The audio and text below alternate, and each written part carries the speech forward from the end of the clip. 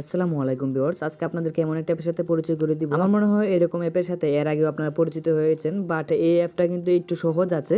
তো আপনারা দেখলে অবশ্যই বুঝবেন। তো অ্যাপটার নাম হচ্ছে MP3 cutter and ringtone maker. তো রিংটোন মেকার অ্যাপটা আপনারা প্রথমে ডাউনলোড করবেন, গুগলে গেলেই কিন্তু প্লে স্টোরে গেলেই ডাউনলোড করতে পারবেন। তারপরে এটাতে অ্যালাউ পারমিশন দিতে হয় না, জাস্ট সরাসরিভাবে নিয়ে আসবে। তারপরে প্রথমেই দেখেন MP3 কাটার। তো এখানে যদি আমরা একটা ক্লিক করি, তারপরে আমাদের সকল যে অডিও আছে সকল কিছু এখানে শো করছে। ধরেন আমি এখানে একটা অডিও সিলেক্ট করে দিলাম, তারপরে এখানে অডিওটা লোডিং হচ্ছে।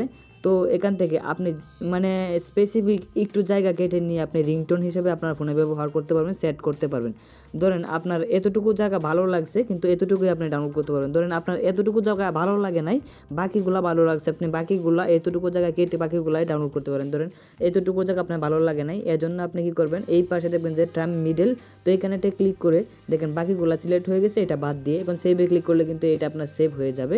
আর আপনার যদি এতটুকু ভালো লাগে, যেতটুকু মার্ক করা, আর বাকিগুলো ভালো না লাগে, তাহলে আপনি এখান থেকে টাইম সাইডসে ক্লিক করলে কিন্তু আপনার এতটুকু সিলেক্ট হয়ে যাবে। উপরে দেখেন সেভ আছে, সেভে ক্লিক করলে আপনার এটা সেভ হয়ে যাবে। আপনি যে কোনোভাবে এটা ব্যবহার করতে পারেন। এটাকে দেখেন জুম করে আপনি এখান থেকে এডিট করতে পারবেন একটু।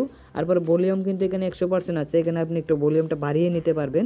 তো মোটামুটি একটু বুস্ট আপ করে তারপরে এখানে ফিড আছে, স্পিডটাও কিন্তু আপনি চাইলে গানের বা ভিডিওর মিউজিকের স্পিডটা বাড়িয়ে নিতে পারবেন।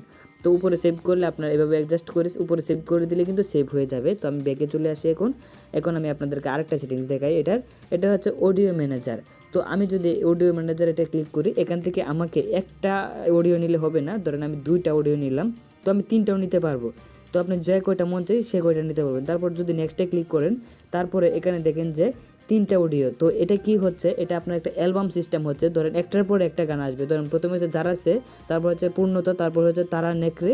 তো দেখতে পাচ্ছেন 3টা। তো এখানে যদি আমি এটা প্লে করি বা ম্যানেজ করি, এটা ভিডিওটা মেক করি, তারপর আমি এটাতে ক্লিক করলে কিন্তু আমার গানটা মেক হয়ে গেছে এবং এটা কিন্তু আমার সরাসরি গ্যালারিতে চলে যাচ্ছে। তো আমি এটাতে গ্যালারিতে নিতে চাচ্ছি না, কারণ অলরেডি আমি এটা বানিয়ে আগে ট্রাই করেছি।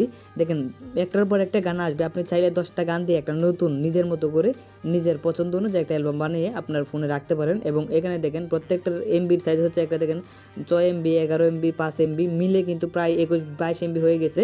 কিন্তু আপনারা যখন এটা 3টা গান মিলে একটা গান বানাবেন, তখন কিন্তু এত MB হবে না। আমি আপনাদেরকে দেখাই, এবং গানের কোয়ালিটিও একদম বেস্ট থাকবে এবং আপনার 10-12টা গান মিলে বানাতে পারবেন। দেখেন এখানে 3টা গান আমি বানিয়েছি। এখানে দেখেন 13 মিনিট হয়েছে, কিন্তু এখানে আপনাদেরকে দেখাই, কই এটা নিচে চলে গেছে। দেখেন এখানে কিন্তু প্রায় 26 MB হয়ে গেছে। তো MB এখানে সেভিং দেখাচ্ছে না, কিন্তু অনেক সময় সেভিং দেখায়। তো দেখতে পাচ্ছেন এখানে 3টা গান, এই যে এইখানে 3টা গান কিন্তু আমি নিজে এখান থেকে মানে মেক করেছি।